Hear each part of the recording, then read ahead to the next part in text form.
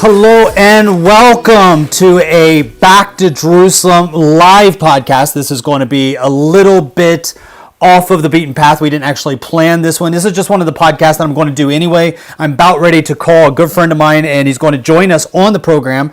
He is a retired fire chief, and he's been working as a missionary. I'm just going to try to get him online, but today's subject is going to be about the rise of communism in the Christian world. This is a big deal for us inside of China because we live under the umbrella of a communist dictatorship.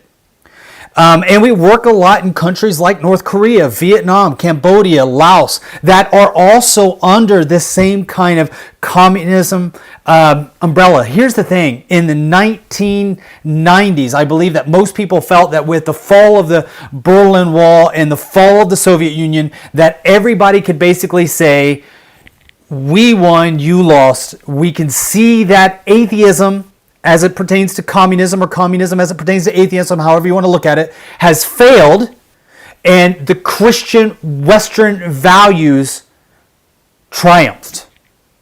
And yet here we are, just 30 years later, looking at a situation where there's a serious rise in communism in Christian nations. And let me try to just give my friend here a phone call. Hopefully he answers. It's early morning for him in the mountainous region of the United States.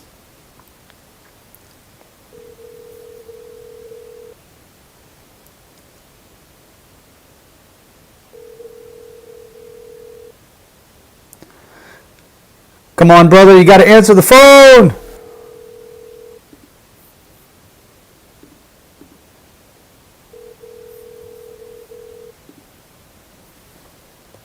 Just letting you know that I am calling you. I know that he was ready for a phone call. Tracy Carlton. It is not available. Okay. So let me see. I will try again. I'm just going to write him. I just talked with him on Facebook. Let me see here. So we are wanting to chat with him. Okay, he is there. He is live. I'm just going to try to call him back. So for whatever reason, maybe he didn't recognize the number. I am using Skype to call him, so it might have been he did not know where that number was coming from.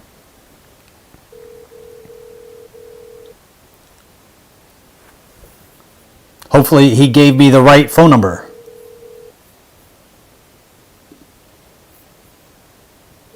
And still no answer.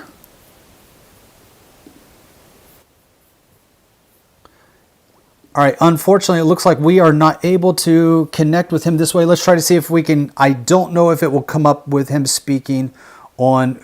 No, it will not. I don't believe it will. So I was going to try to call him using Facebook.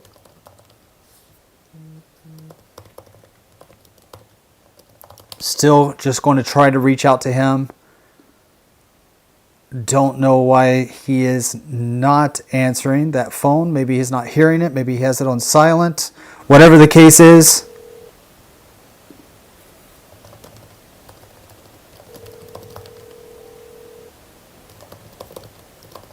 He said, please try again. I'm trying, brother. I'm trying. Come on. Don't leave us hanging. Pick up the phone.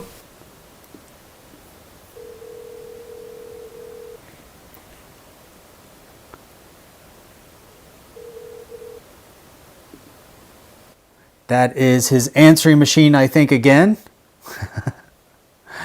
Oh, don't know what's going on. And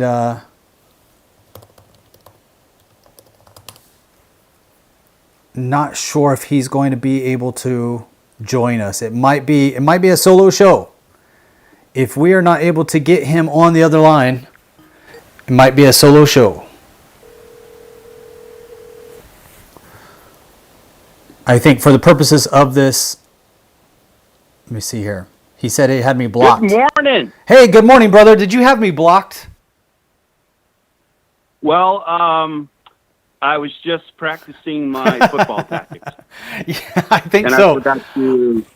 I forgot to disengage your number. Okay. Okay. So you had me blocked because we're not real friends, but because you're on the podcast, you unblocked me for that purpose.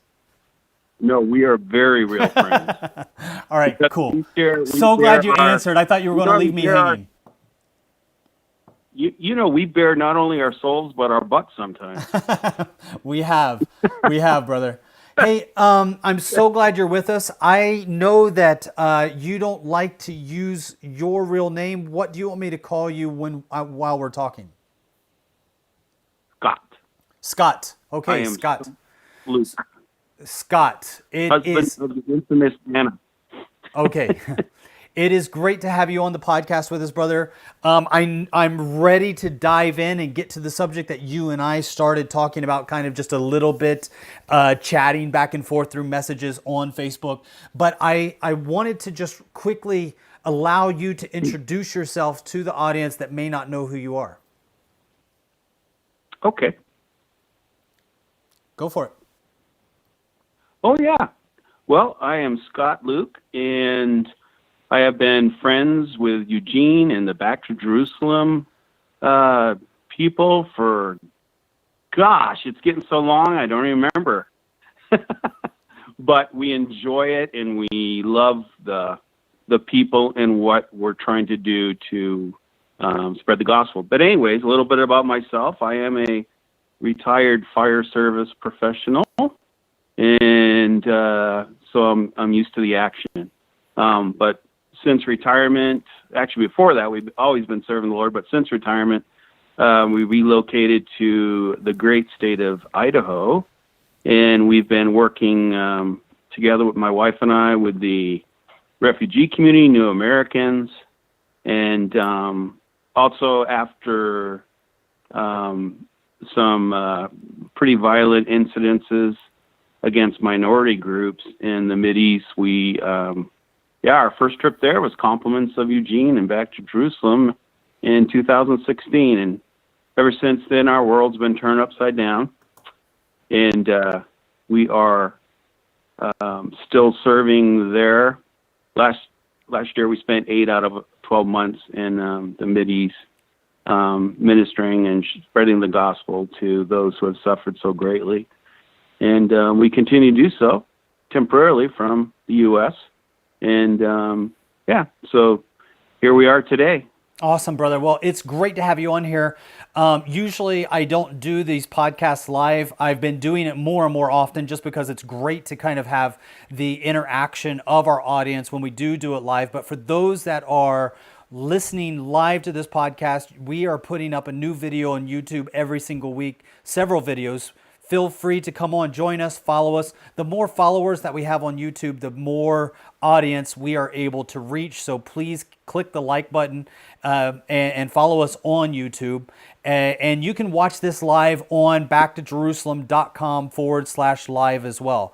And I just did a Saturday morning podcast where we usually do a Saturday morning call-in show where we allow people from around the world to call into our show, ask questions, file complaints, whatever. But I actually didn't take calls this Saturday because I had the Bishop Anthony Williams on here together with me. He's been my pastor for the last 25 years. You've met him, you know him, and you wrote to me right after that interview where he and I were talking, and you were saying, hey, we have been seeing a rise of communism here in the West. And I thought that this would be a great opportunity for just the two of us to sit down, kind of a coffee room chat, and talk about what it is that we're seeing, because this is a big deal for me. I mean, we have been working in communist countries for a while. I've seen the devastation that communist countries bring to a nation, to their people, the destitution that is created by communism. I know that communism sells you the idea that it is equal distribution of wealth to everybody, but it's probably the greatest creator of misery of anything I've ever seen. And the reason why is not because of its political focus, but because of its atheistic stance. This is so important that I'm not attacking communism because I feel that it is the wrong way for a government to operate. I'm speaking out against communism because every communist country in the world that has ever existed adopts the ideology of communism, and not just adopts it for their political servants, or if you want to call them servants, you can also call them, I would refer them as tyrants, but not only for their political class, but for everybody. It is a requirement that you abandon your faith and adopt the ideas of evolution and atheism. So, brother, thank you so much for joining us. And when you were listening to the podcast where, Bishop Anthony and I were talking, what kind of popped up in your mind that made you write and say, we are seeing a rise of communism and activity, and you're seeing tactics employed. Can you just expand on that a little bit? Oh, my goodness. First of all, it was a phenomenal, one of the best ever podcasts, and certainly timely for what our country is going through right now, and actually the world. When you hear what's going on. By the way, I'm just going to stop you for just 1 second. Did you hear the follow-up sermon? Do you follow Bishop Williams on Facebook at all? I personally don't do Facebook, but my lovely spouse of 26 years does, and she just started following him. But I will definitely listen to that. Okay, yeah, if you get a chance. So I don't know so at the end of our podcast on Saturday, I had just mentioned Black Lives Matter because I wanted to get his take on it. And of course, he responded with All Lives Matter. But I asked him about the organization. Do you know about the organization? He came up to speed quickly. He must have went on some overnight fasting kind of research down in his basement. I don't know, because on that Sunday morning, this is one of the reasons I absolutely love Bishop Williams, is that he will come out with the truth regardless of which side you fall on, and he shot straight. And so he basically shared for his Sunday morning service the dangers of the organization Black Lives Matter. And so if you get a chance to listen to his sermon, I would highly recommend it, because he lifts up the hood and looks underneath what this organization is about. And when you see what the organization is about, you will find why there is so much toil and turmoil on the streets. So, yeah, go ahead, brother. Yeah. Well, are you familiar with Saul Alinsky? I am. I'm very familiar with his writings. So he has 8 steps to topple a nation and create a socialist state. Anyway, I looked it up, and here's what he says. Okay, I'll go over this real quick because you asked what popped up, and so many did out of all this. Number 1, healthcare. Control healthcare, and you control the people. Poverty. Increase the poverty level as high as possible. Poor people are easier to control. They will not fight back if you're providing everything for them to live. I believe that's what's going on, especially amongst so many of our black community members in the U.S. The debt, increased debt to an unsustainable level. That way you're able to increase taxes and will produce more poverty. Isn't that crazy? Gun control, remove the ability to defend themselves from the government. That way you're able to create a police state. Look at this move right now to disband and defund police departments. It's crazy. Welfare, take control of every aspect of their lives: food, housing, income. Education, take control of what people read and listen to, take control of what the children learn in school. Religion, you already mentioned this, brother, remove the belief in God from the government and schools. And lastly, and this is what we're seeing right now, divide class warfare. Divide the people into wealthy and the poor. This will cause more discontent, and it'll be easier to take or tax the wealthy with the support of the poor. Oh my gosh, when I read that, it's like that just defines what's going on in this country right now. Yeah, it's one of the things that one of the reasons why I wanted to have this conversation with you is because you kind of have your finger on the pulse when it comes to, social developments. You worked as a public servant for how many years? 30 years. 30 It years for a pretty also 4 years prominent. in the military, but Multiple years in the military. Thank you for your service. Multiple thank you, years in the sir. military, and you served in a pretty large, multi-ethnic city in Southern California as well. I mean, so you kind of all But not, yeah, I actually served in the largest county in the entire United States. It's bigger than the state of Rhode Island. Very diverse geographically, socioeconomically, and yeah, definitely in the population. Very ethnical, definitely. Yeah, and so when you say that you're seeing, the employment of communist tactics, are you seeing them at all? Do you feel that you're seeing them at all in the protests? Oh, definitely. It's definitely what really gets me, and it's not just this protest. I've seen it before in recent times. Even locally, we had just like 2 years ago, we had. I don't even remember what stirred it up, but they were encouraging high school students to come out and protest. But they really didn't know what they were protesting about. It was simply celebrating the fact that they can protest. And it just really revealed to me the depth of ignorance, yet you're seeing the very basic steps that Alinsky and others have instituted over the decades of taken over education. This education system in the United States is definitely brainwashing our children, and has been for decades. And you see it right now, currently with the current protest. There's really, what are you protesting about? And I don't. What happened in Minneapolis was, who doesn't disagree? There was, a tragic death occurred, and the fact that it was at the hands of police who we should be able to trust. Everybody admits there's bad police, but very few of them. But those will be rooted out, and they will be treated appropriately through our justice system. But when you even look at now, when they interview people, even we have a local friend that we saw their young adult son online at one of the local protests.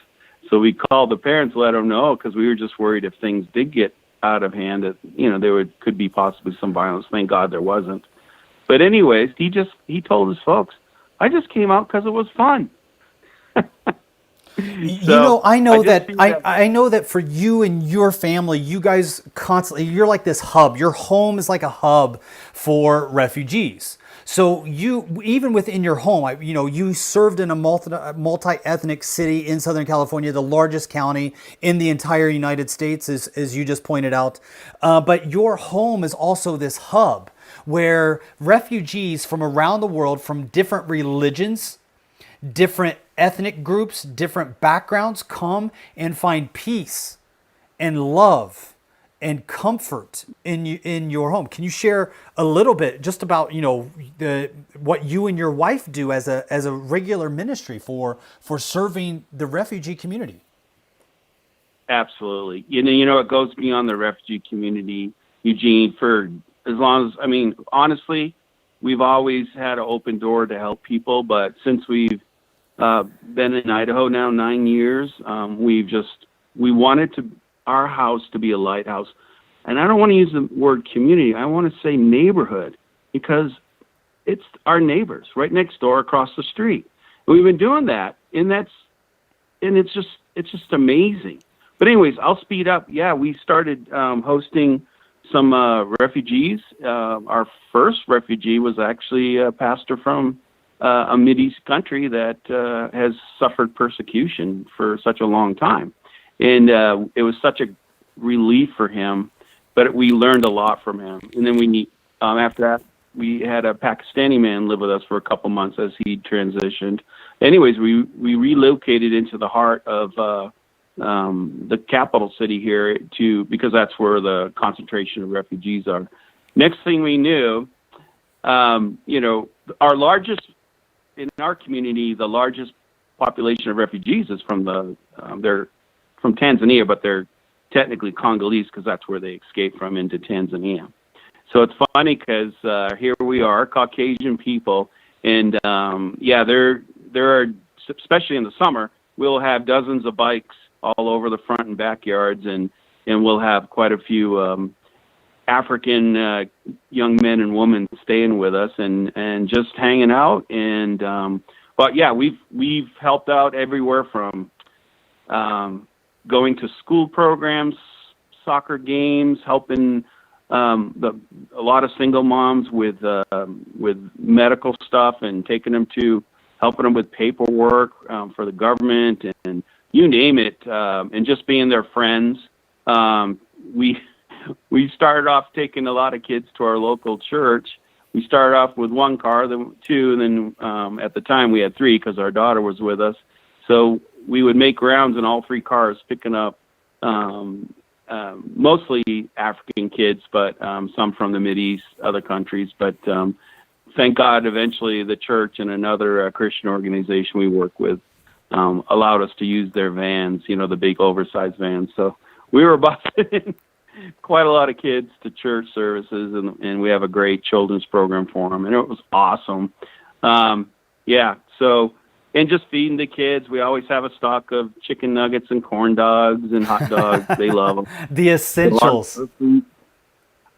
Absolutely. And and it's so funny, brother, because what disturbs me with the media, going on my soapbox for just a couple of seconds, is they always want to show the bad stories, and yet no one has showed up. We're not tooting our own horn. We do things humbly for the Lord, and we generally love these kids. They're not projects, they're people.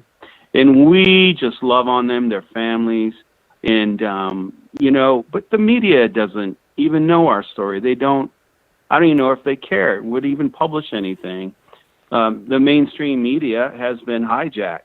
And unfortunately, they want to create a narrative and maintain that, and they ignore the truth and we're not the only ones, by the way, but, just our story alone. And, one of the most heartening and disheartening things that happened to me was I had all these kids over, and it was just so, it was a tender moment. It made me cry. But a little girl looks up to me as she's sitting in my lap, and she says, "Scott, will you be my daddy?"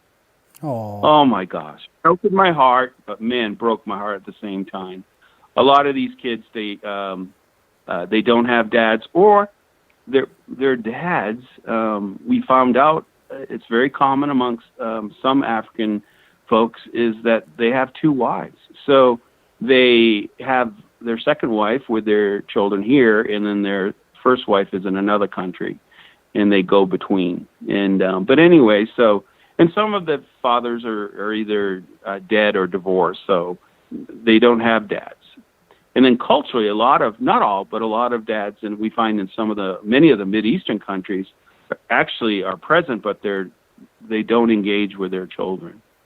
And so we, especially me, which is a blessing, because I see I was very close to my own mother, and I just, hands down, moms are essential and wonderful. But just the role of a father in the family unit. And, so just to have these children, and I mentor them. This past week alone, we had 3 different young men, teenage boys from Africa, and, you just, everything from just being with them, playing games, feeding them, laughing, to Bible study. So it's just been so exciting. It does disturb me. It breaks my heart that the media doesn't look at all the good that's going on. Yeah, well, I mean, it's not in the media's interest right now to discuss the good things that are going on unless it is a part of their agenda. And I know I'm being maybe a little bit too direct in the way that I can't. when I use the word media, I understand I'm using a broad brush, okay? Forgive me for that. Not everybody is a part of this broad brush. And it's very easy to demonize the media and not take responsibility ourselves. I also understand that. But when you are saying that it doesn't seem like the media really wants to cover these good stories, I absolutely agree. Let me just read something as we were talking about with the rise of violence that we're seeing in the streets. As you know, you saw somebody that you knew at a protest and wanted to contact their parents just to let them know, because it's getting more and more dangerous as we're seeing. And I don't know if you saw the news. I mean, it's pretty early where you're at this morning, but if you read the news, you'll see that Minneapolis has decided to basically break up their police department, and other cities like Chicago are talking about possibly taking those same steps where they would dismantle the police department and look to the communities to police themselves. And so it'd be a community effort. Let me just read something from history from China that I wrote this morning that I think that might have a little bit of insight in what we are seeing in the Western nations. Because even if you're listening from another nation that is not America, let me tell you that it's only a matter of time if you are living in a Christian foundation Western society. It's only a matter of time before you start to see this kind of activity, because this really did kind of kick up in the universities. The university professors, the university staff, they have made deposits into these young people and shaped what we are seeing play out on the streets today. Now, this is what I wrote. I called it "The Day the Police Were No Longer Needed." On August 19th, 1966, students launched a fight for social justice, to fight for the rights of the oppressed in China. The patriarch system in China had been created by the 1% and held down women, minorities, and the working class. The college students cried out for a revolution and for change. They launched the Cultural Revolution. Students put on a red band on their arm to stand in solidarity with the oppressed, and they called for a change on old ideas. And they called those old ideas the Four Olds. The Four Olds were old customs, old culture, old habits, and old ideas. They were never fully outlined, but they were just kind of out there in the stratosphere for you to understand. The movement was supported by the Chinese media. Mass demonstrations and looting by the students quickly ensued. Statues were torn down. Chinese architecture was destroyed. Classical literature and Chinese paintings were torn apart and burned. Temples were desecrated. The cemetery of Confucius was attacked. The corpse, the dead body of a 76th generation Duke Yansheng, which was a general, was removed from his grave and hung naked from a tree. Wealthy homes were attacked and destroyed. Many families' long-kept genealogy books burned to ashes.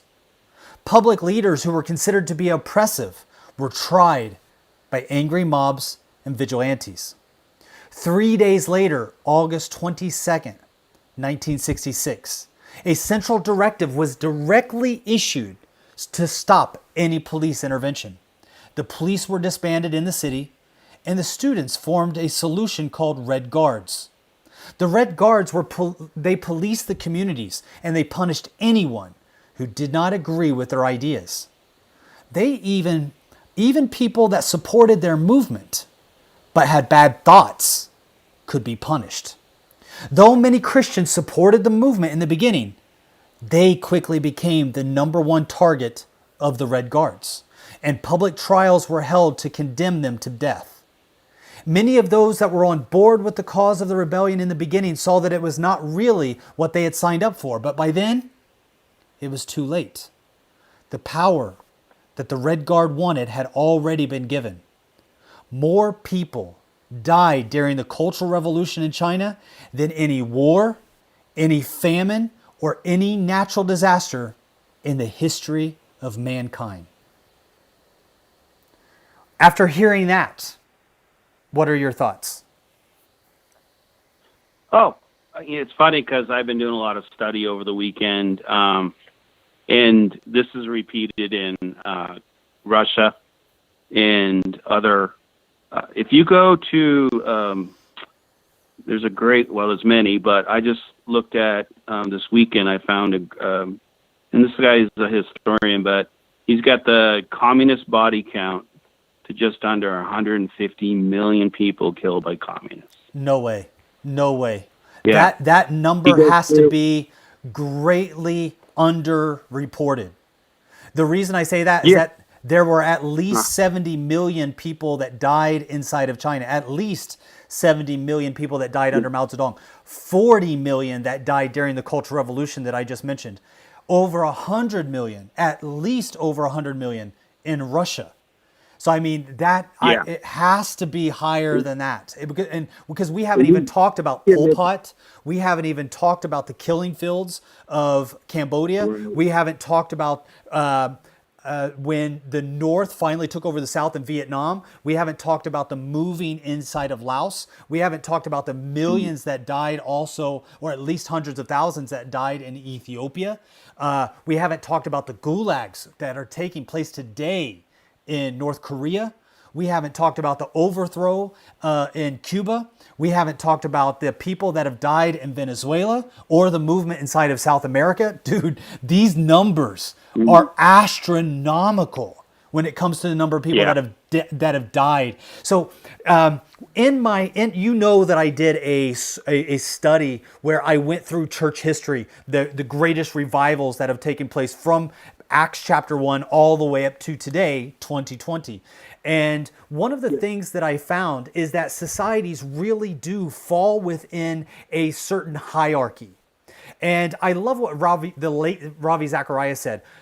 All people are equal, but not all ideas are equal. Some ideas are just plain bad ideas and get people killed.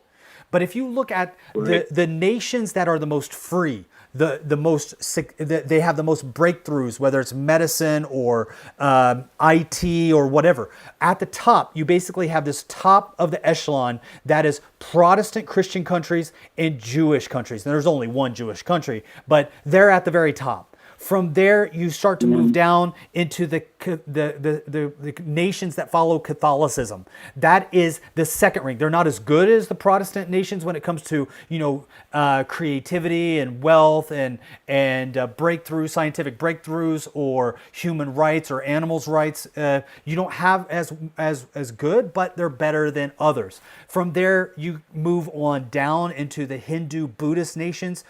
They're not as good as the other nations, but they're not as bad as others. And then from there you move down to the next level where the misery index increases, which are the Muslim nations. The Muslim nations, there you start to get into really bad poverty, really backwards universities, a complete disregard of human rights or animal rights. And then at the very bottom, the very bottom, the places where you have the worst abuses in the history of mankind.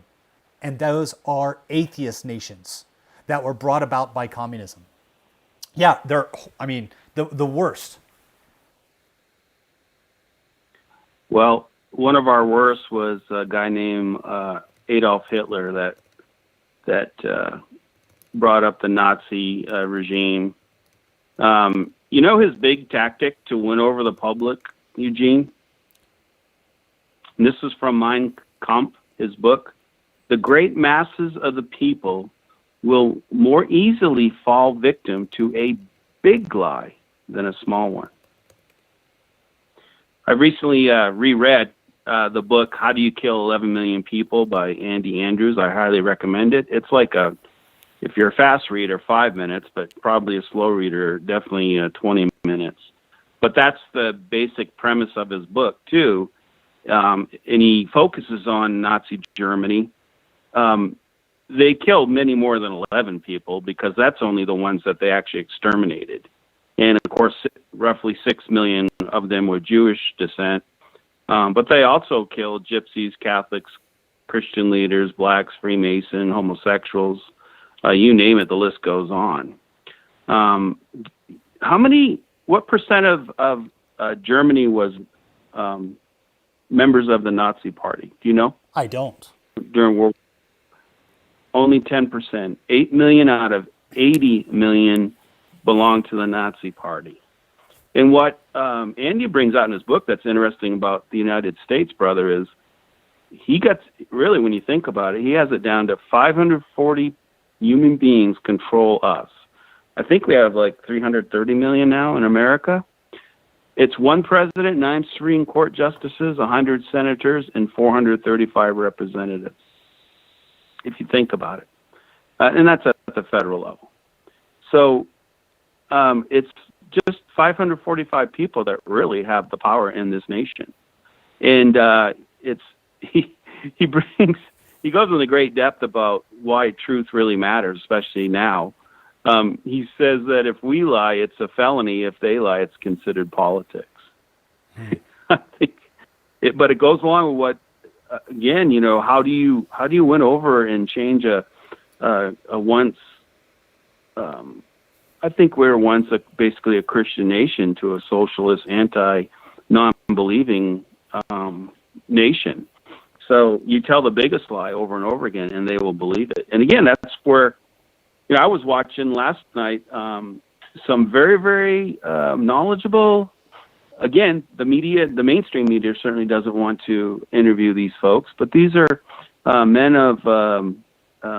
Honestly, I don't know if they're African descent, but I just call them black men. But if African Americans politically correct, that's fine.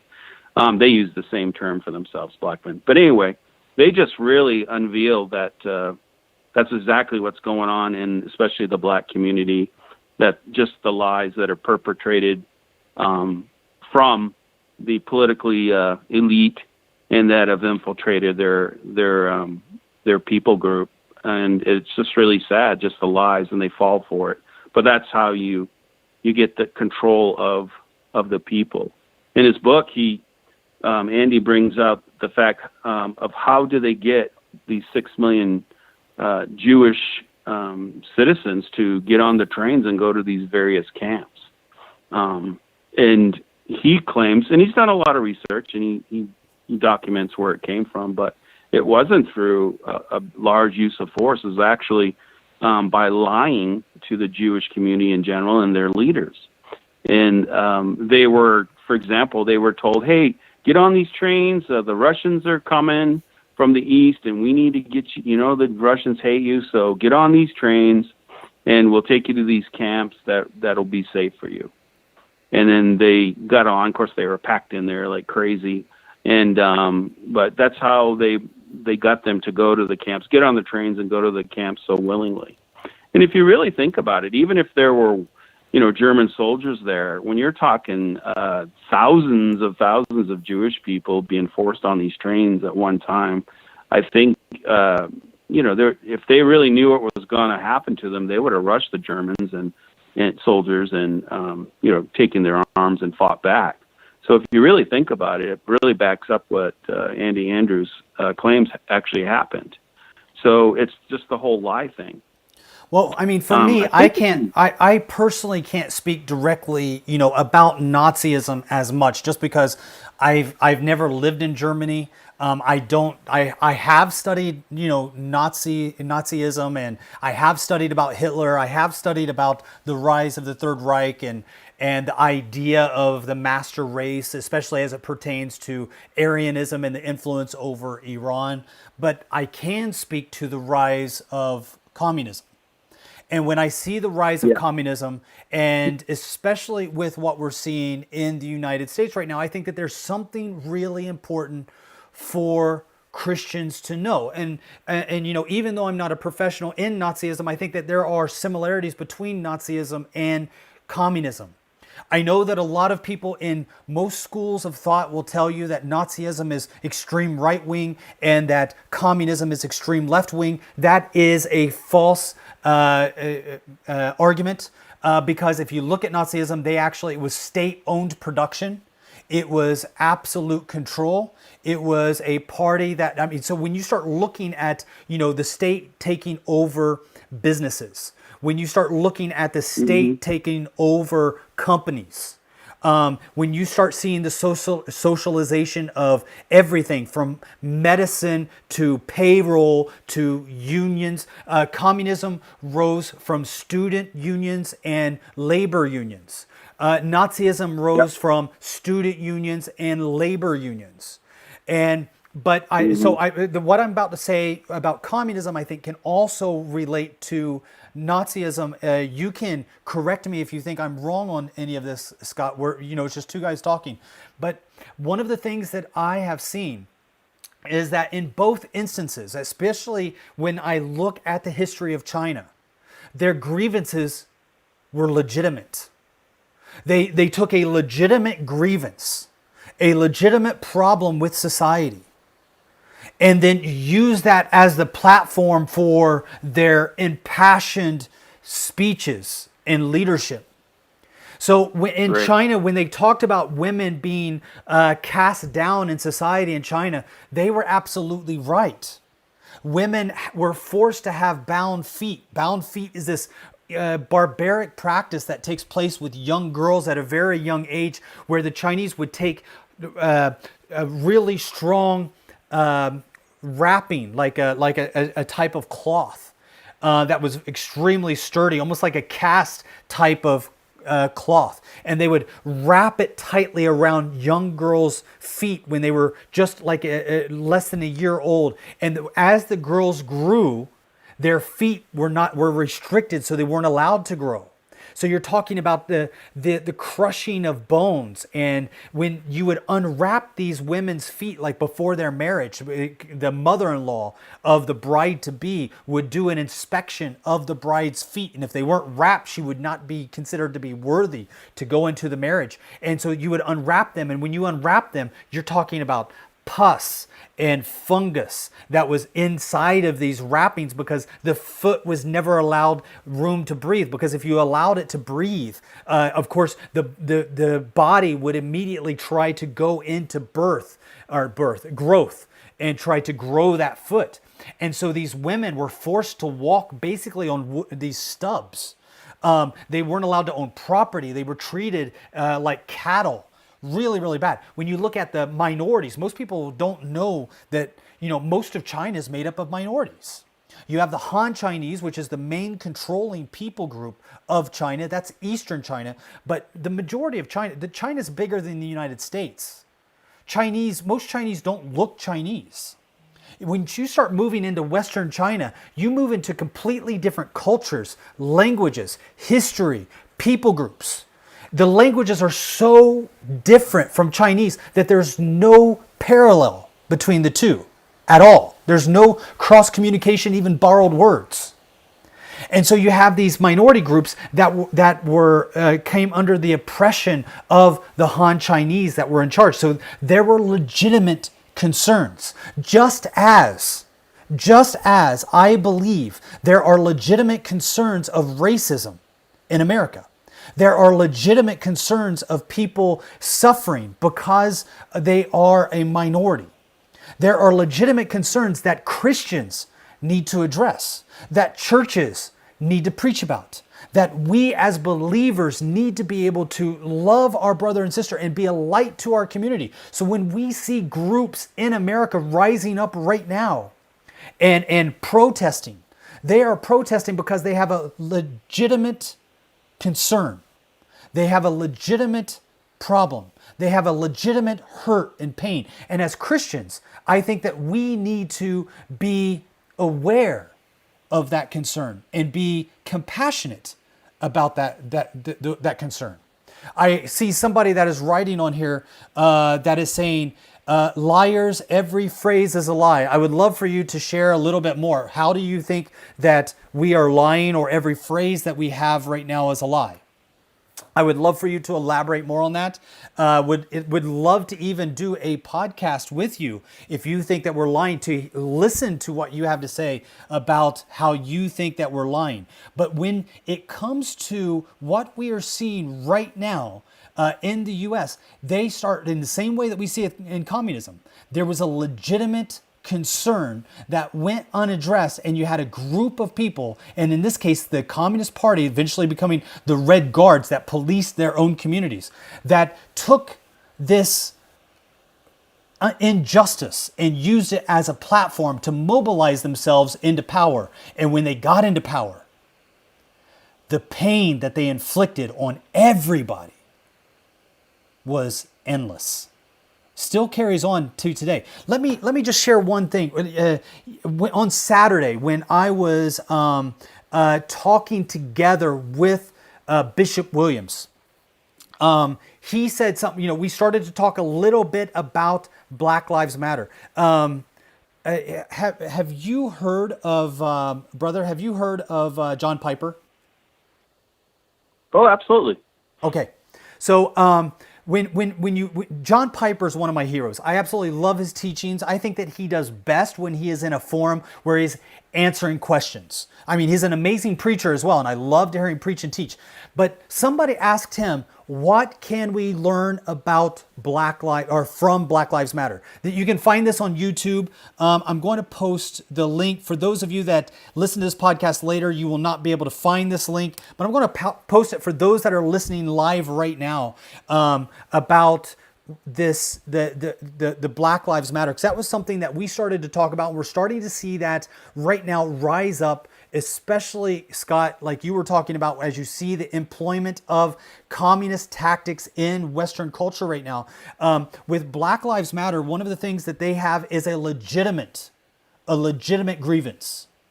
And so somebody came to John Piper and they asked, what can we learn from Black Lives Matter? Please tell me, for those of you that are listening live, I hope you can hear this. I'm going to try to play this file. I hope you can hear it. Let me go ahead and push play.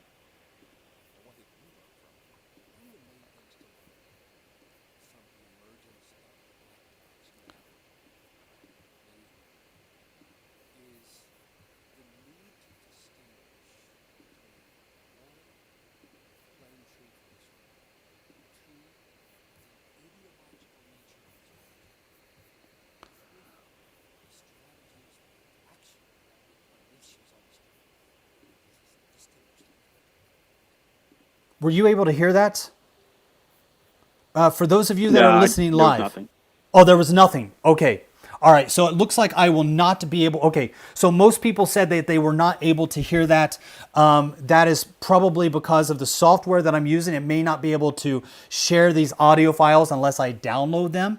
Unfortunately, one of the things that we have right now is that I can't play certain audio videos, which breaks my heart.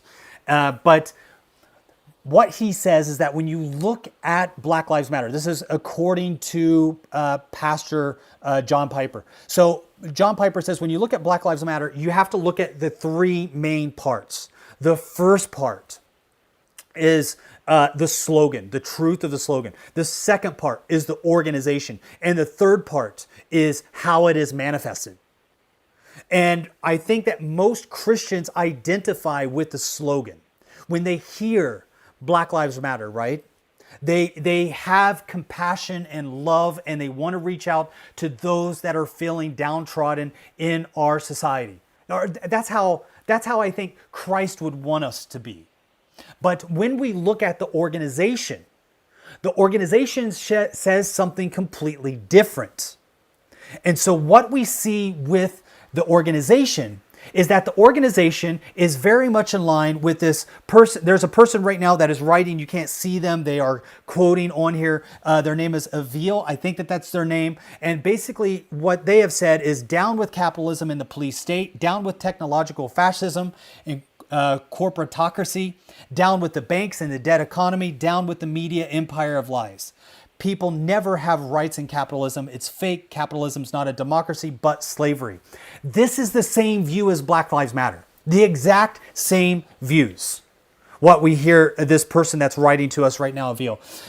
The views of Black Lives Matter is that capitalism is bad. It's evil. That the patriarch society has brought only bad things. So to get rid of the patriarch society, we need to remove fathers from the home.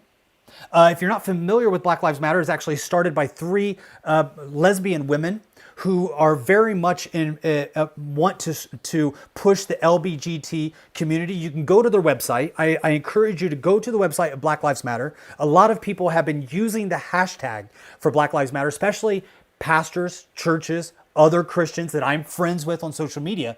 They've been using the hashtag Black Lives Matter because they connect with the sentiment, not really understanding, some of them maybe, I'm assuming, that many of them do not understand the organization. And the organization does not try to hide what I'm not sharing with you conspiracy information right now.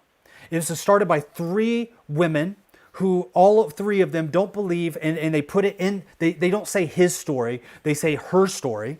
So in their history section, which they call their her story section, they say that we need to get rid of the Western idea of families as a family unit, that fathers have no place in the home, that they need to be removed from the home, and that it is social communities that raise children. This is a direct attack on families. This is exactly what we see as well in communist China. China came in and became a mediator between who could get married, who could not, who could have children, who could not, how many children you could have, how many children you could not have. All of these things were absolutely chosen by the Communist Party.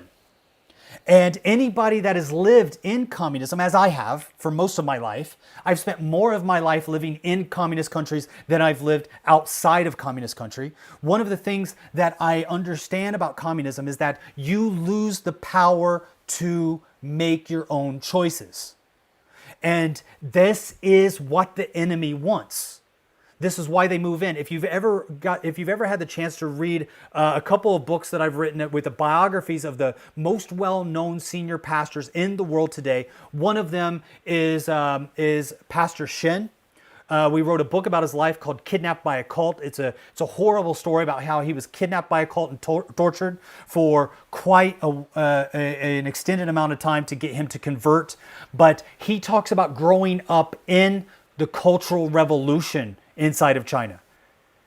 When I write together with Pastor Zhang Liang, one of my very close friends, I spent 2 years with him writing his story, staying in hotels together with him, going until late in the evening, him sharing these stories. And what you find is that in the beginning stages, when Mao Zedong and the Red Army took power, the first thing that they wanted to do is get rid of history.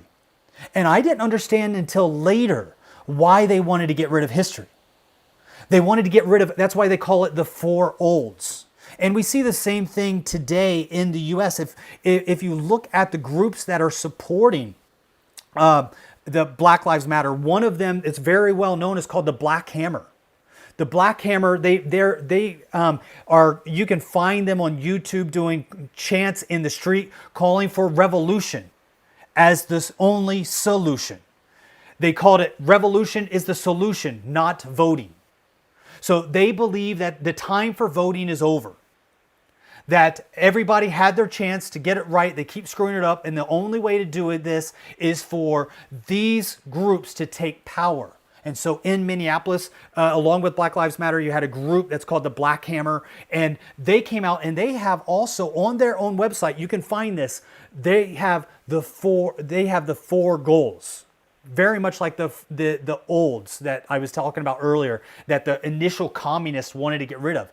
The old ways, the old teachings. And that's why they went in and they took over hospitals so that everybody could get free health care. They took over the doctors and they forced the doctors to go into the villages and serve people for free. That was called barefoot doctors. And then they took over the churches and made them into administrative buildings. And we're seeing that now today in China. At least in the last 2 weeks, we've seen over 40 churches that were official churches that were taken over because there's this new rise of the communist ideas inside of China. They're renewing these ideas. It took capitalism to save communism inside of China. But now that they've had this power and wealth, they're moving backwards. And that's why we're seeing so many freedoms ripped from the people inside of China.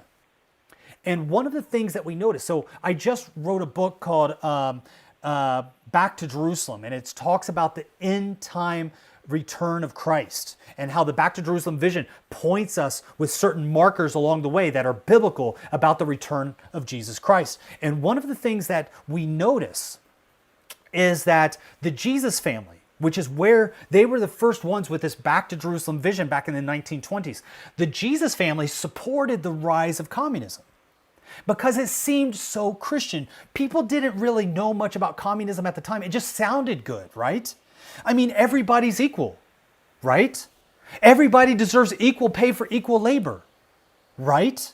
I mean, who would disagree with that? Everybody deserves access to medical care, right? Everybody deserves a job that pays, whether you work as a doctor or you work as a street sweeper. Why doesn't everybody get paid the same?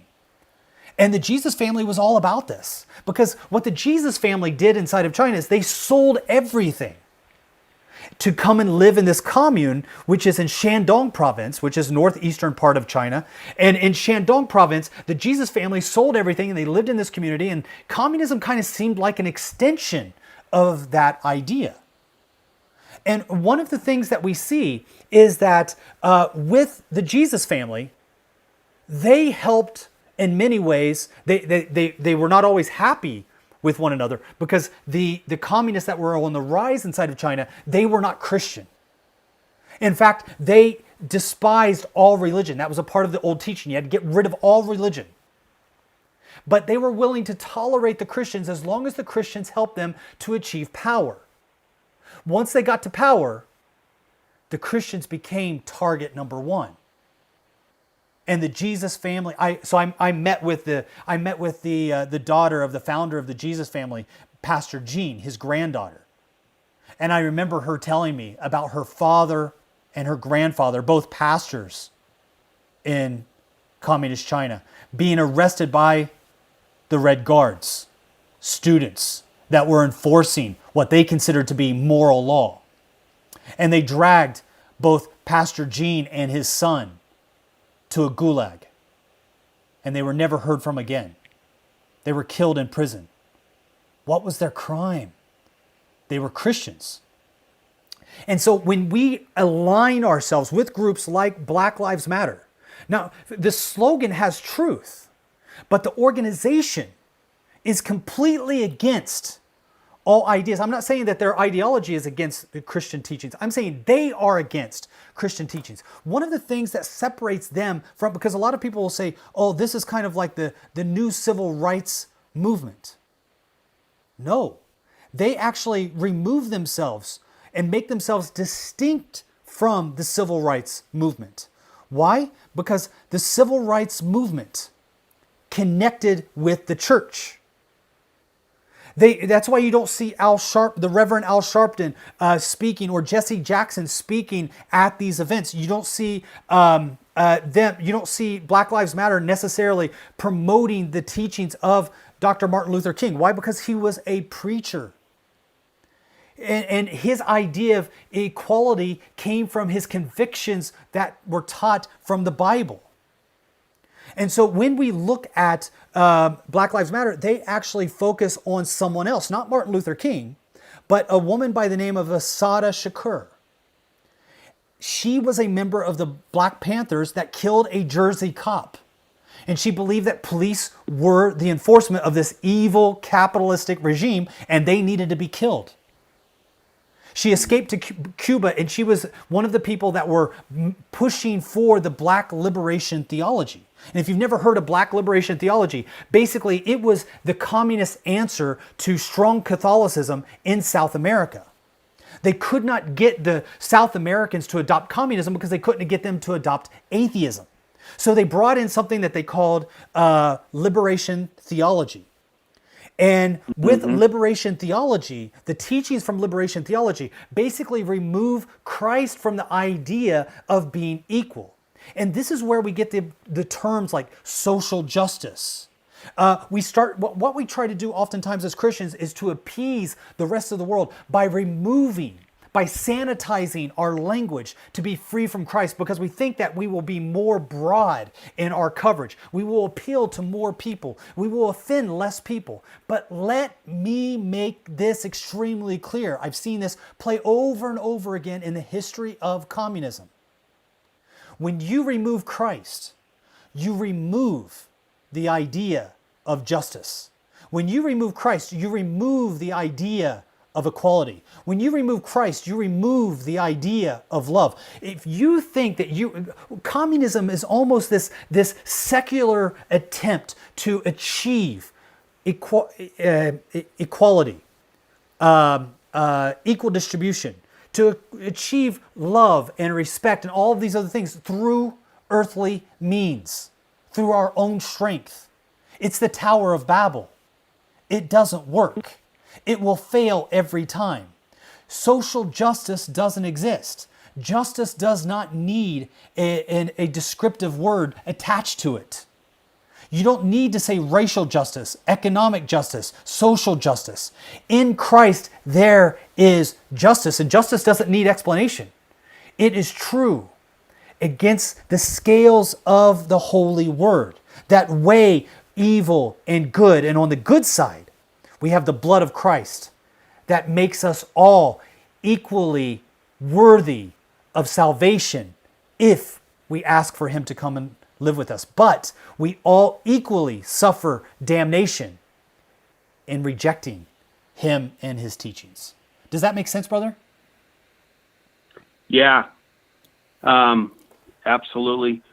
I'm sorry I went on a little bit of a rant there, but I wanted to get through that. Well, I squeezed in a morning shower, some bacon and eggs, so it was great. Thank you. And by the way, the same things you're talking about in communist China, it's duplicate in Russia too. You know, starting in the Great Revolution in 1917.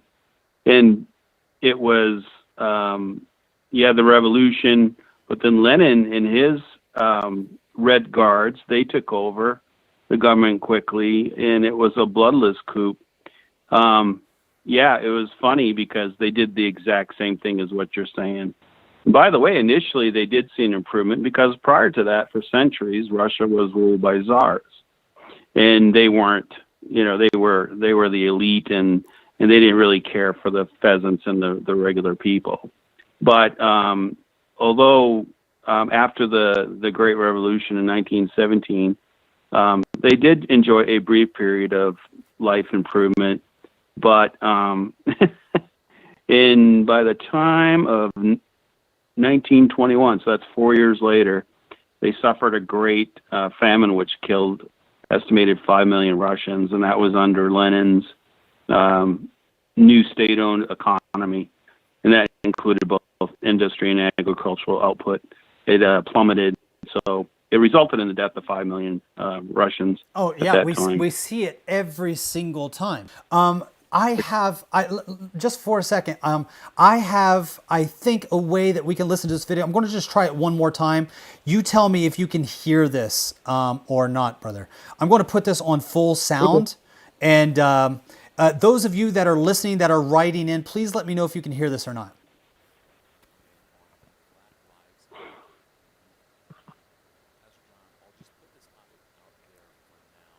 Scott, can you hear that at all?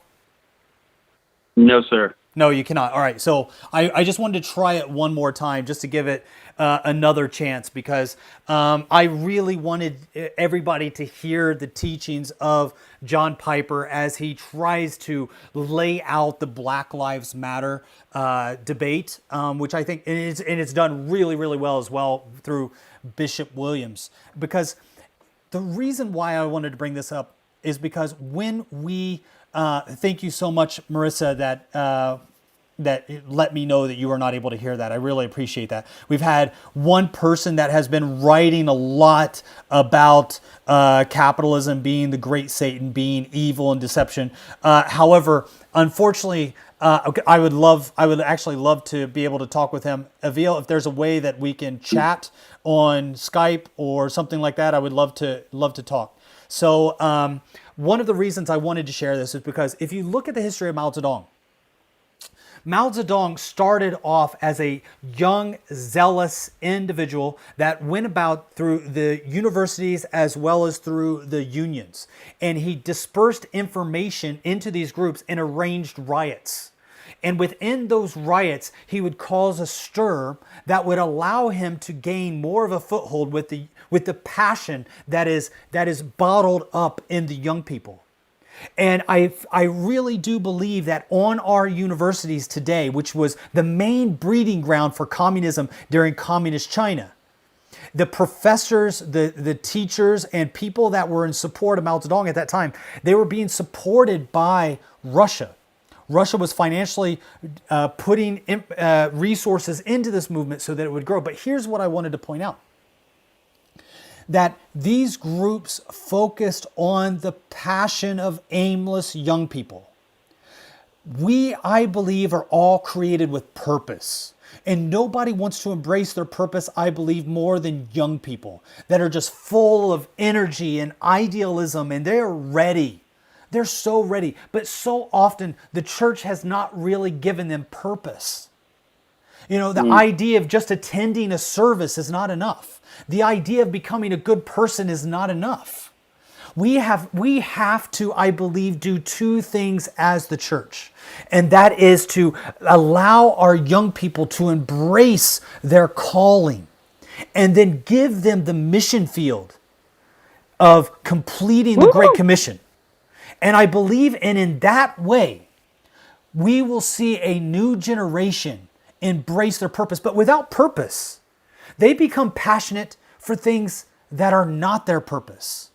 And that's when you get, I mean, look, when you look at the looters, I mean, Scott, how many 40, 50-year-old looters would you say that you've seen, you know, on TV destroying stores and businesses and statues and monuments?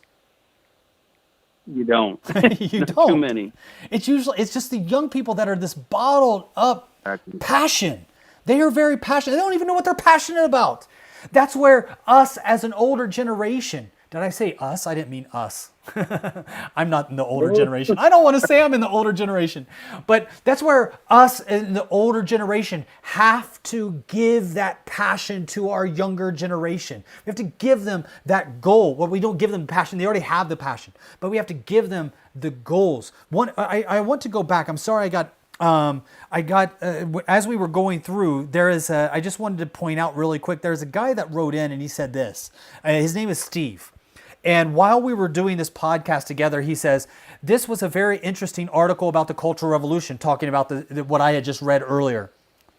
I'm aware of what is behind the Black Lives Movement, but at the same time, I understand the rage and the anger that fuels these movements.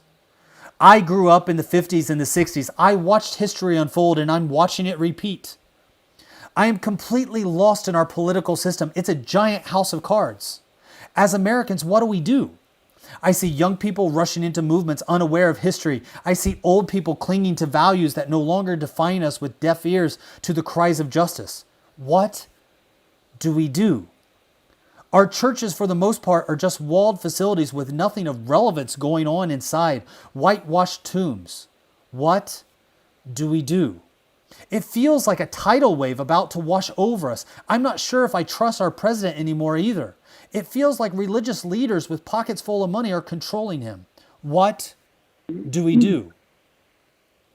I thought that was a really good question, because one of the things that I think that we have to do in situations like this is turn our focus on Christ. Do not get distracted by what's happening in the world.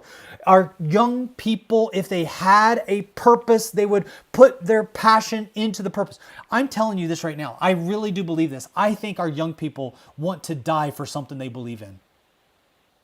I think that there was a time in many of our lives as Christians where we wanted to die for something that we believe in. And so when they hear something that's true, like Black Lives Matter, they're like, heck yeah, Black Lives Matter. I want to fight for that because I believe that racial injustice is wrong. And I'm willing to go to the streets and give my life, if necessary, for racial equality in our country. And that's that is at the base of the Word of God. However, when we align ourselves with groups that do not want the will of God to be carried out. In fact, they want the opposite. Then I think we walk in very dangerous area. What say you, Amen. Scott? Yeah, it's funny because I'm having a little mini personal struggle with a Christian group that I'm affiliated with here locally, and but it's pretty much the leadership is younger, millennials. So me being, I too grew up. I grew up in the '60s, '70s, and I remember all the race riots and Watts riots and the cultural revolution that went on. And yeah, it's funny because now I actually, even my own children are millennials. I can see how society has shaped their minds and their thoughts and their ideologies, and I'm constantly just trying to remind them of history. I'm a big student of history. I'm certainly a novice, but traveling abroad to different parts of the world, and speaking with and seeing the effects of not just socialism, but also because in the Mideast they're not necessarily socialists as they think, because they're more autocratic, and they tend to have basically tyrants in charge. But what's funny is there certainly is elements of socialism. The media censorship and what they teach the children in schools and things like that, and the fact that you do not have freedom of speech over there.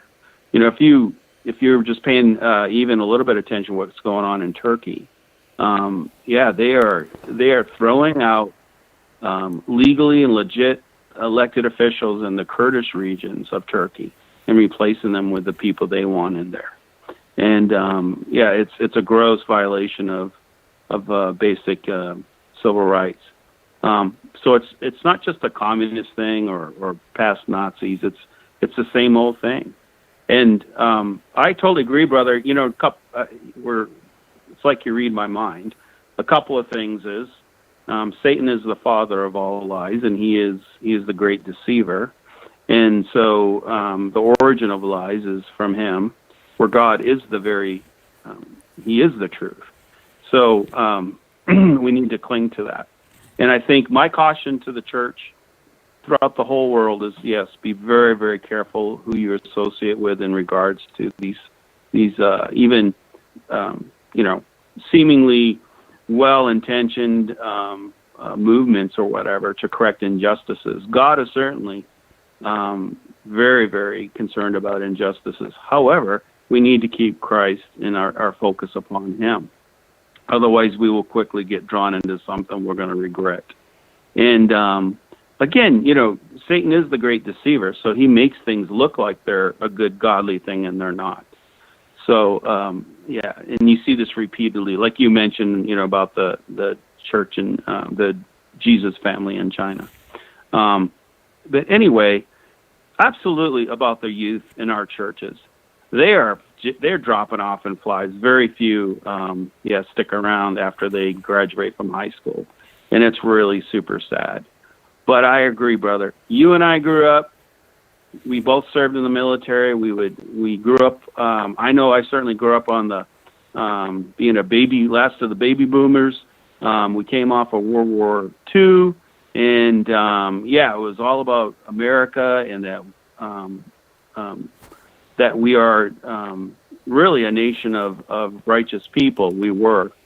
But I want to say something, though, brother. And all my people coming here from other countries, we recently, just last week, had a conversation with a very, very dear family that's we've known for 3 years now, and they come from a Mideast country, and they were just saying, the people here in America, I'm not saying like the death of Mr. Floyd, that was just totally wrong.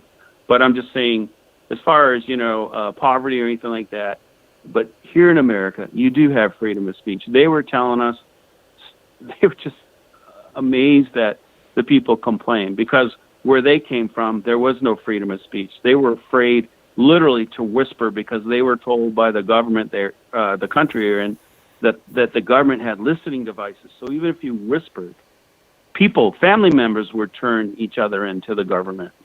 And so you even had to be careful.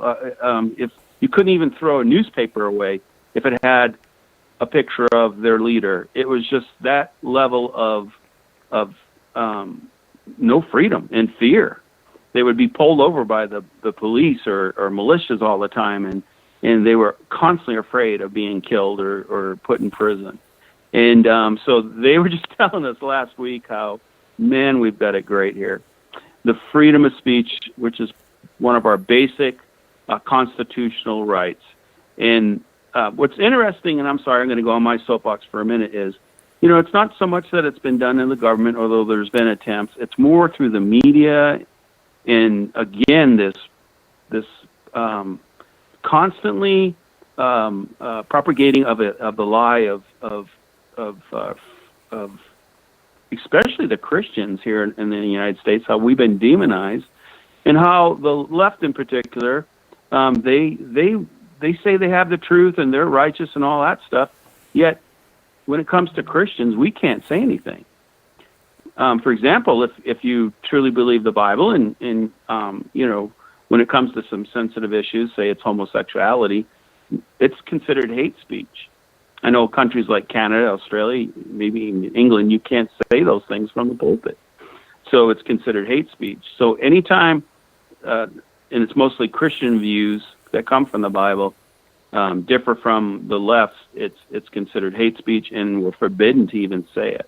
And I look at how social media like YouTube in particular are censoring a lot of Christians. I don't know I hope it's okay to plug David Wood, but we love him and his Apologetic 17, but he was recently censored for a week, punished by YouTube for simply talking about the statistics of persecution of Christians worldwide.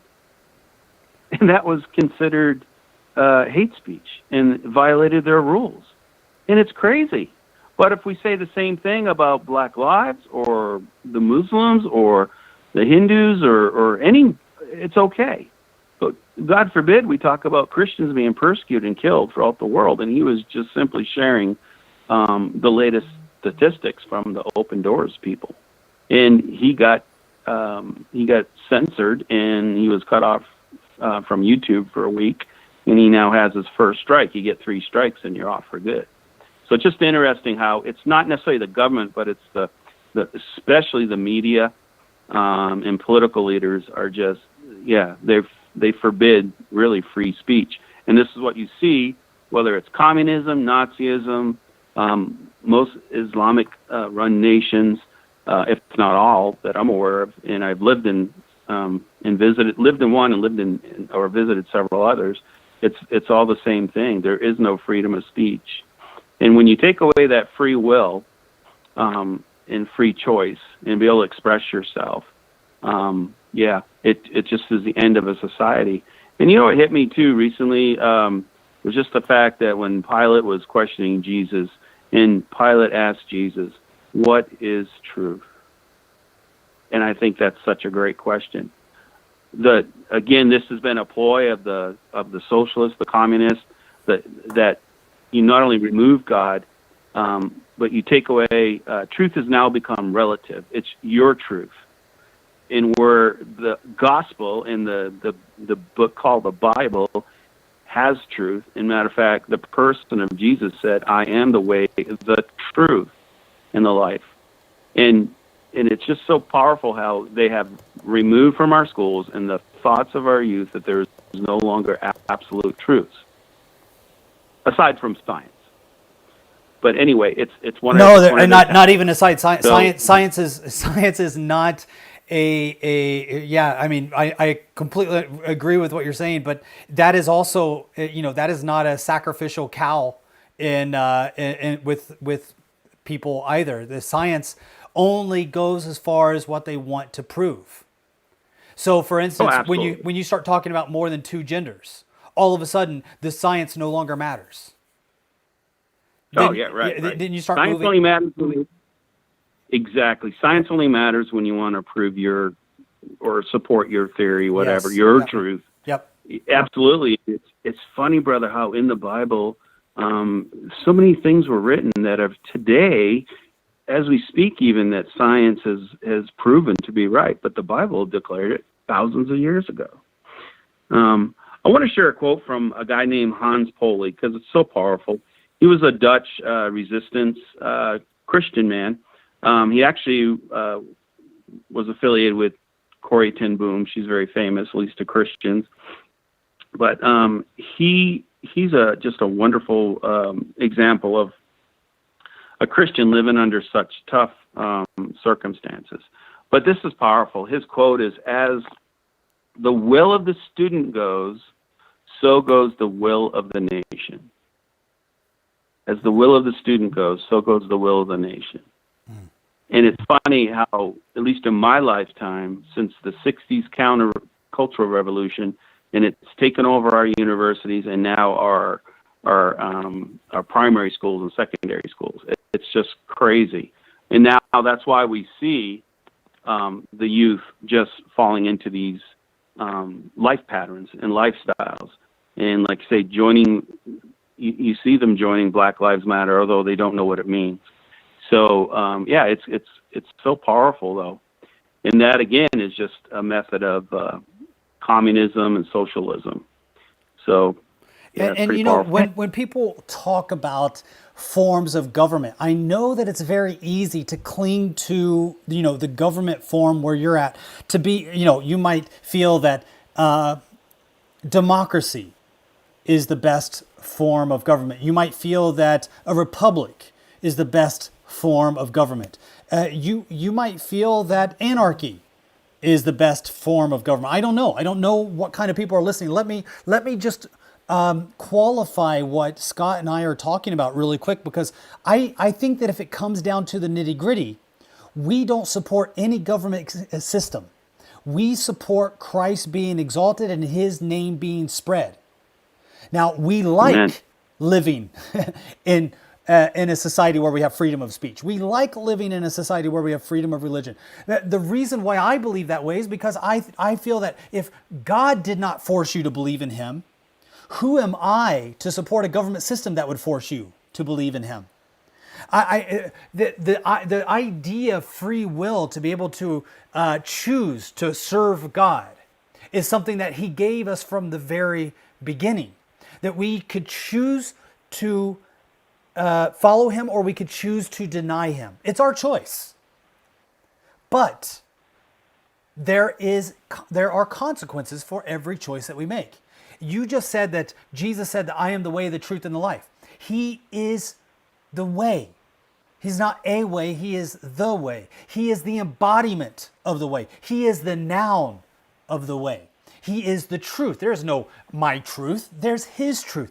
All truth is measured on him. Whether if it's a true or it's a lie, is measured against God.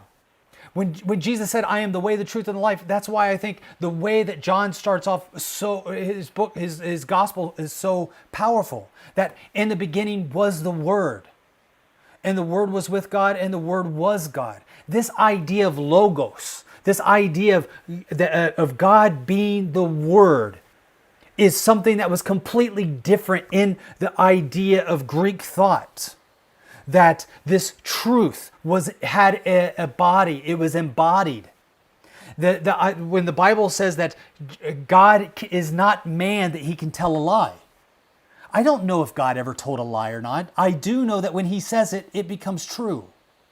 If it wasn't true before he said it, it's true after he says it. Why? Because his words create.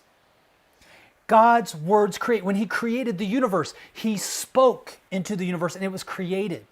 So I don't put my hopes into any earthly nation. I don't put my hopes into any earthly mechanism. I don't put my hopes into any earthly political strategy. I believe that and this is why, when I see racism, I'm hurt. When I see people being crushed in society, I feel the empathy and the pain and the sorrow that my brothers and sisters have. Why? Because it is a constant reminder. The suffering, the misery, the hardship is a constant reminder that this world is not our home. This world is not our final destination. My citizenship is not in an earthly passport, but I take refuge in the idea that one day my citizenship will allow me to be with my Father forever. And I heard it said one time that the way that we can look at our relationship with Christ as it pertains to eternity, and the more we cling to Him, the less we have as a desire to be a part of this world. And one of the things that I remember Him saying is that, can you imagine everything that you love in this world? Your family, all of the foods, all of the things that you enjoy, all of the things that you want to enjoy on the daily basis. Imagine all of those things being in heaven, and Christ is not. Would you be okay with that? Because if your answer is honestly, deeply, somewhere in places you don't talk about with family and friends, if your answer is yes, I would be happy in that environment without Christ, then my brother, my sister, you have not truly fallen in love with Him.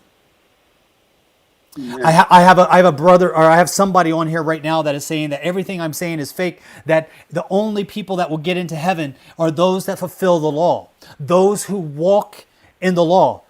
I have very sad information for you. For those of you that say, so I've got somebody on here that's just going crazy on how everything that we're saying is a lie and that this, we can only be saved through the law.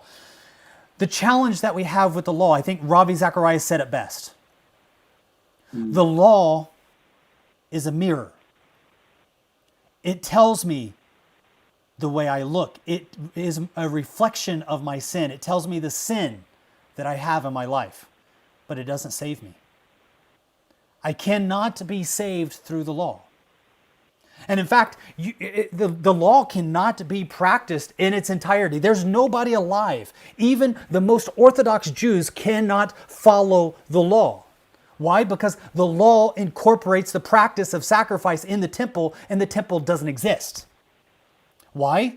Because the temple is now us. Christ now, God Himself, creator of all the earth, now lives in us. And if we deny Him, of course, we deny everything that He is. We deny the truth. We deny justice. We deny love. We deny peace. Everything that God says that He is. Everything that Jesus says that I am. I am the way, the truth, and the life. If I deny Him, I deny the way. I deny the truth. I deny life. Jesus said, I am love. It was written about Jesus that He is love. Brethren, let us love one another, for those that don't know God, because God is love. God is love. 1 John 4:7-8. If we deny God, if we deny Christ, we deny love. And how? On God's green earth are we ever going to love our brother and look past race, look past socioeconomic status, look past all of the things that divide us in this world? How in the world can I look past those things if I don't have love? I can't. And I cannot have love without Christ. Brother, it was so great to have you here. It was so great to have you on our podcast. Thanks for coming on. Thanks for sharing. Thanks for just, being a part of this kind of coffee table discussion. Really appreciate it. Yeah, I wish we had 20 more hours because there's so much to talk about. Yes. It's been a delight. And can I just share one thing that? Yeah, please go ahead. Book. It's very short. Yep. In closing, this again goes back to Germany and when it was under the Nazi rule and the genocide of not just 6 million Jews but millions of others was going on. This is a true story, and it was a church that was near some railroad tracks.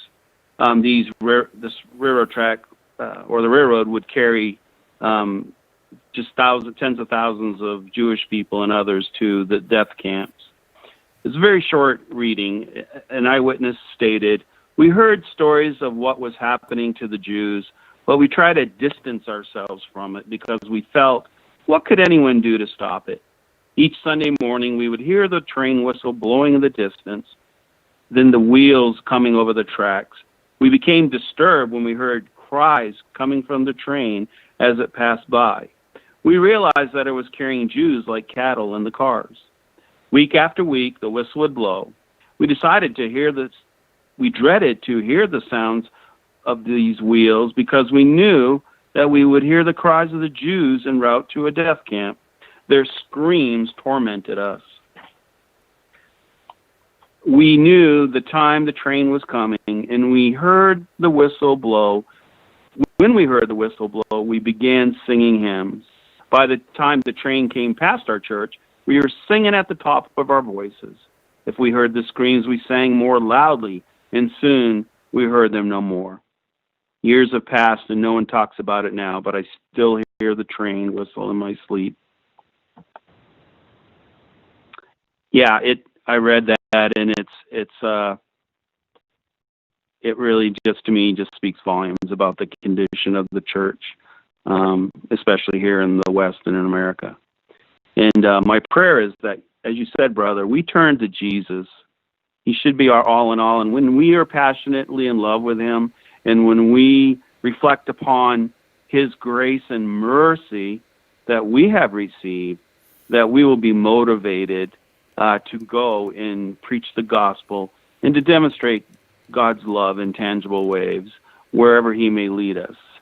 So, that's just my heart, and I want to share that hopefully we won't be like, unfortunately we have become like so many Christians. We just turn up the volume of our hymns and we praise the Lord while ignoring the fact that tens of thousands of people are on their way to death.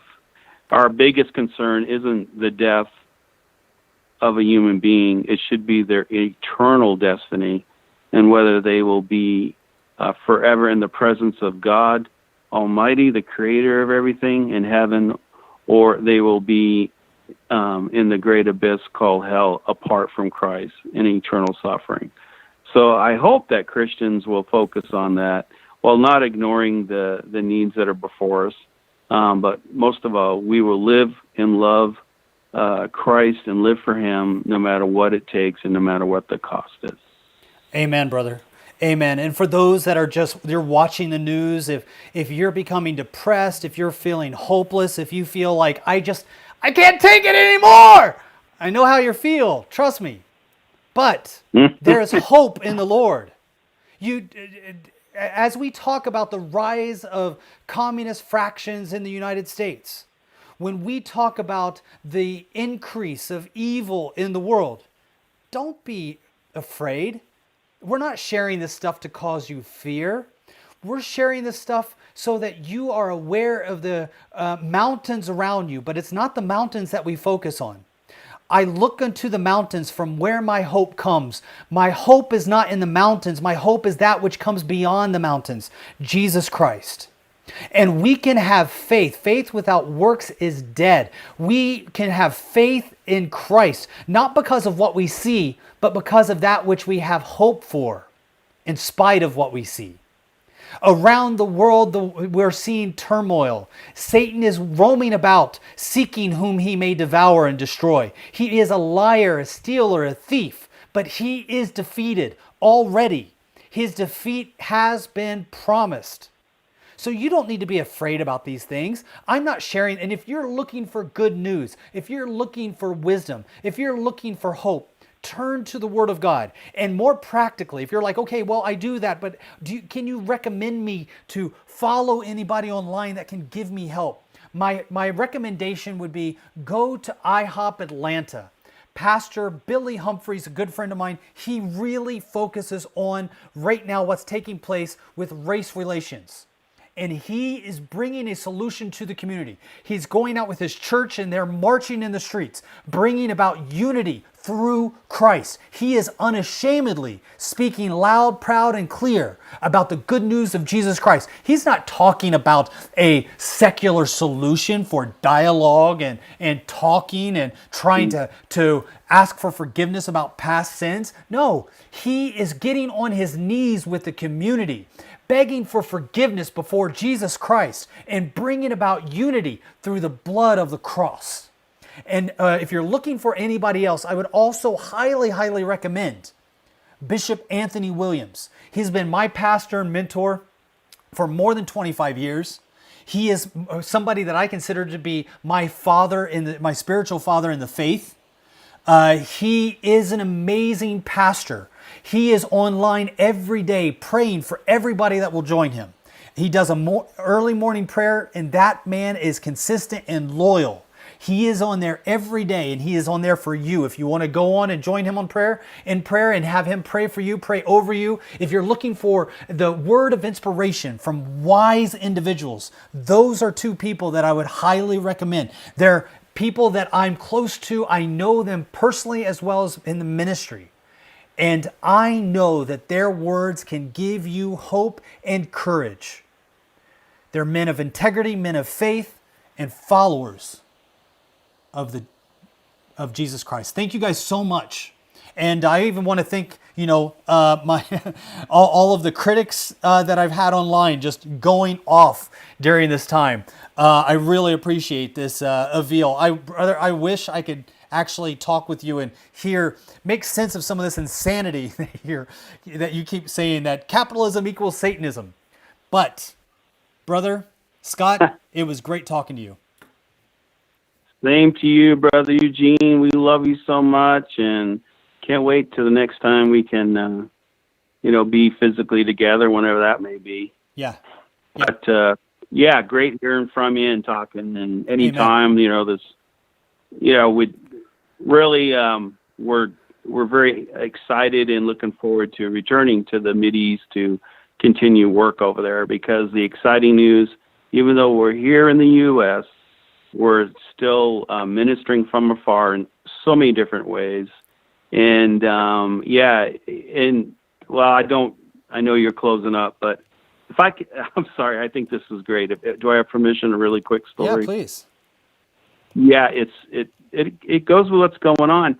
We had no intentions. We didn't even know certain issues existed in this country and the Mideast we're working in, but there are literally African professionally educated and trained ladies that are trafficked to Mideastern countries to serve as household slaves. And it was just amazing how we happened to live across the street from one of them, and she just loves the Lord. But we just prayed with her. She was able to get released from her particular situation. She's still in country, though. She chose to remain in country to help the others that are still there. And many of them are being sexually abused or physically abused, being locked in their rooms without food or water. And we've helped actually one girl return to her native land and others to escape their particular situations there. So I just wanted to let the people know that, these are African ladies, and it's so cool to be part of that, and yet that's something we never knew existed or planned on being part of.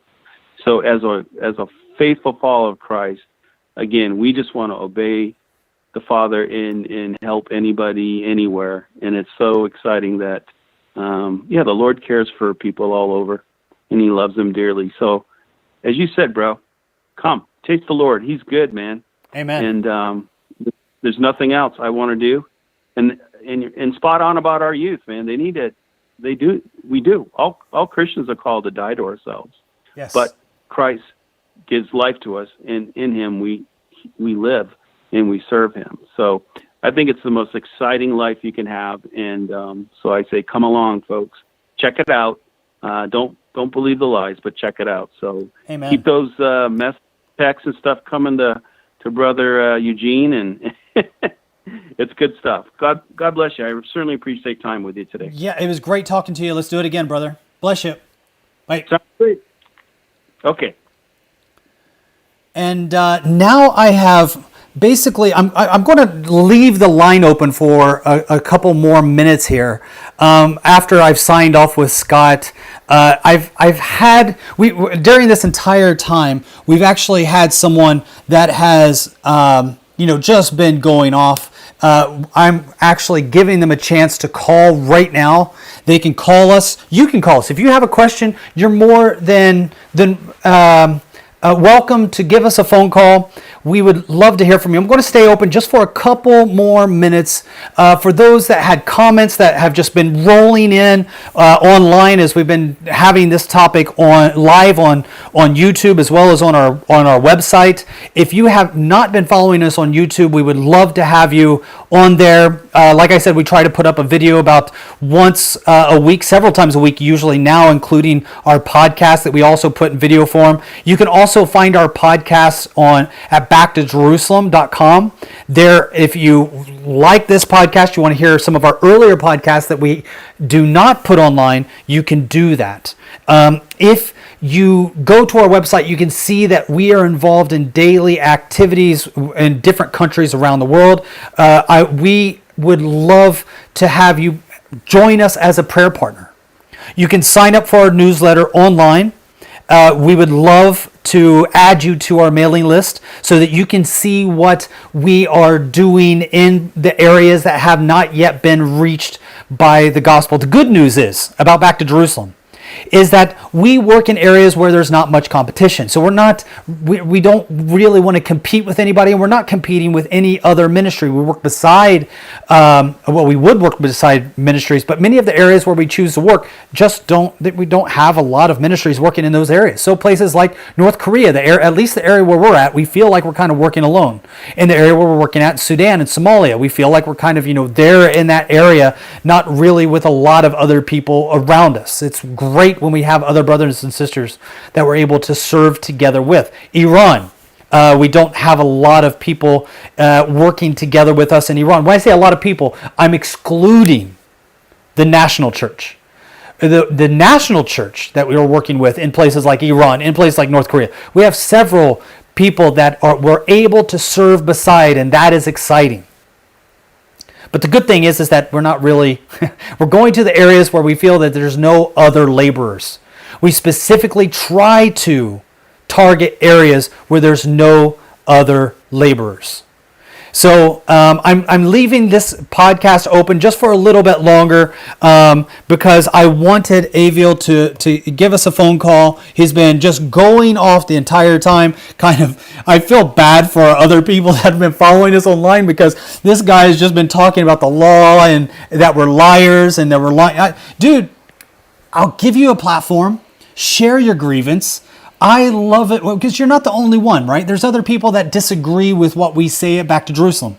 Would love to hear your complaints and your gripes and why we are going to hell, because you seem pretty concerned with our salvation. You absolutely feel that we are not being genuine or truthful. We're being disingenuous. So I want to just allow you some time, Aviel. Please call.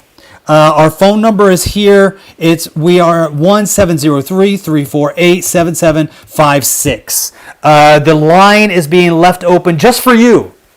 Just for you. You have been quite brave in the comment section. And now we are giving you a chance to make your voice known.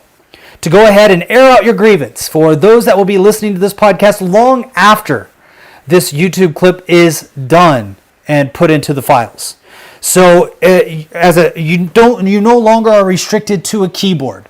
I'm certain you can probably speak more words per minute than you can type, and your audience will be larger. So if you, like as you said, you are the bearer of truth and we will not listen to the truth. Well, I'm willing to listen to what you have to say. I don't know if I want to go as far as saying that it's a truth because I haven't heard it yet.